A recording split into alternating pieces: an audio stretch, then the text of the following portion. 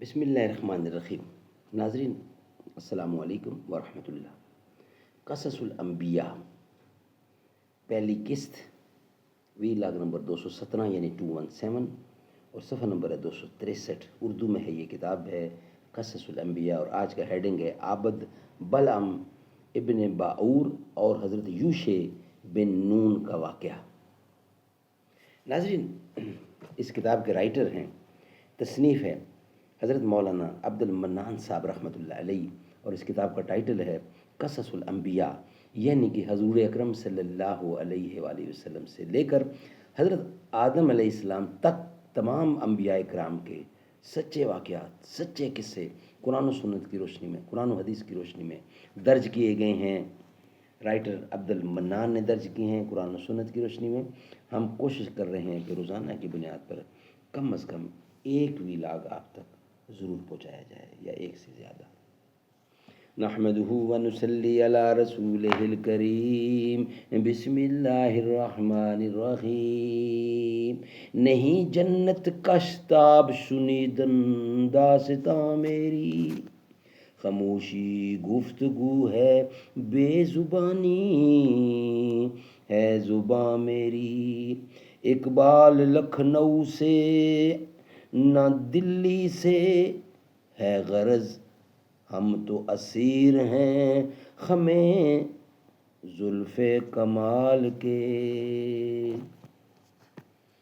عابد بلعم ابن باعور اور حضرت یوشع بن نون کا واقعہ تواریخ سے معلوم ہوتا ہے کہ حضرت موسیٰ علیہ السلام کی وفات کے بعد قوم بنی اسرائیل اس تئی مذکورہ میں تقریباً 7 برس تک رہی، جب 40 برس بموجب میعاد اللہ تعالیٰ کے اس تیہ میں پورے ہوئے۔ اور نیز یہ بھی ایک روایت سے معلوم ہوتا ہے کہ یوشع بن نون جو حضرت موسیٰ علیہ السلام کے بھانجے تھے، حضرت مریم سے پہلے تو اللہ تعالیٰ نے ان کو پیغمبری عنایت فرمائی، اور ساتھ ہی یہ بھی فرمایا کہ اس قوم بنی اسرائیل کو اس تیہ سے نکال کر، ملک شام جباروں کے قبضے سے نکال کر تم سب مصر میں جا رہو۔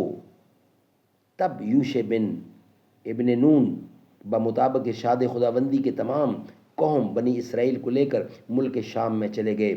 بعض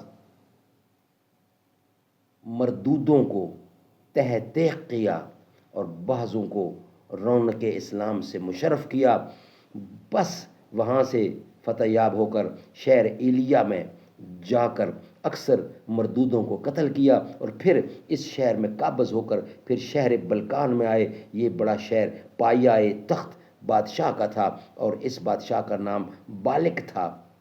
افواج و رعیت اس کی بہت تھی۔ حضرت یوشع نے ان سب کا محاصرہ کیا۔ بالآخر کافروں نے شدید ہزیمت پائی۔ بلعم ابن باعور کے پاس جا کر امداد چاہی اور ان سے کہا کہ آپ مقبول خدا ہیں، ہمارے لیے یہ دعا کریں کہ ہم دشمنوں پر فتح پاویں۔ اس نے کہا کہ یوشع ابن نون تو خدا کا پیغمبر ہے، اس کا لشکر و سپاہ تو خدا کا فرستادہ ہے، اور ہم کو کیا طاقت کہ ہم ان پر بد دعا کریں۔ اور میری تو یہ رائے ہے کہ تم سب لوگ دین موسیٰ کو قبول کر لو اور ان پر ایمان لے آؤ۔ اور در حقیقت وہ بنی مرسل تھے۔ یہ سن کر ان مردودوں نے کہا کہ ہم ہرگز موسیٰ علیہ السلام کا دین اختیار نہیں کریں گے، اور تم کو یہ بتا دیتے ہیں کہ اگر تم ہمارے حال پر بد دعا نہ کرو گے تو تم کو ہم لوگ دار پر کھینچیں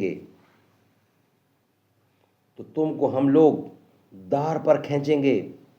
حضرت عبداللہ ابن عباس سے روایت ہے کہ بلعم ابن باعور اس بات کو سن کر دل میں کچھ خوف کرنے لگا، لیکن دعا پھر بھی نہ کی۔ اور ایک روایت میں یہ ہے کہ بلعم ابن باعور کی عورت بہت خوبصورت تھی اور وہ اس پر عاشق و فریفتہ تھا۔ اس بادشاہ نے اس کو بہت سا روپیہ دے کر راضی کیا، اور وہ تو رہزن ایمان و گمراہ تھی۔ रुपए के लालच से अपने शौहर से सिफारिश की कि तुम दुआ करो हमारी खातिर बादशाह के लिए। पस बलम बाऊर ने अपनी औरत की खातिर और इस बादशाह के खौफ से और खुदा से डर डर कर आखिर कुछ हीला किया, और वो ये था कि इनको एक फ़ेल नाशाइस्ता बता दिया कि तुम अच्छी अच्छी औरतें जो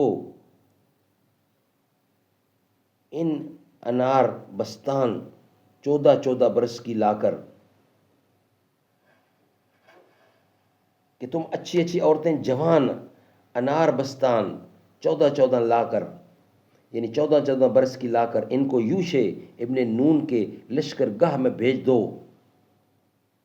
अगलब है कि वो इन सब को देखकर फरेफ्ता होकर मुर्तकब जना होंगे और वो इस बदबख्ती से हजीमत पावेंगे और इसमें तुम्हारी कामयाबी और फतह हो जाएगी। ये सुनकर बादशाह बालिक फासिक गुमराह ने वैसी ही फाजरा औरतें मंगवाकर हज़रत यूशे बिन नून के लश्करों में भेज दीं। फिर खुदा के फजल से वो नेक होकर सब लोग इस फ़ेल बद से बच गए और उन्होंने इन फाजरा औरतों की तरफ कतन ख्याल न किया। नाजरीन, ये व्लॉग यहाँ ही कंप्लीट होता है। इसका बकिया हिस्सा हम आपके सामने रखेंगे नेक्स्ट व्लॉग की सूरत में इंशाअल्लाह। ये थी पहली किस्त जो आज हमने आपके सामने पेश की। गुलों को चूम लेते हैं सहरनम शबनमी कतरे, नबी की नहात सुन लें तो चमन मैला नहीं होता। जो नामे मुस्तफ़ा चूमे नहीं दुखती कभी आँखें, पहन ले प्यार जो उनका बदन मैला नहीं होता। नबी का दामन रहमत पकड़ लो ए जहां वालों, रहे जब तक ये हाथों में चमन मैला नहीं होता। मैं नाज़ा तो नहीं फ़न पर मगर नासर ये दावा है, सनाए मुस्तफ़ा करने से फ़न मैला नहीं होता, ज़मीं मैली नहीं होती।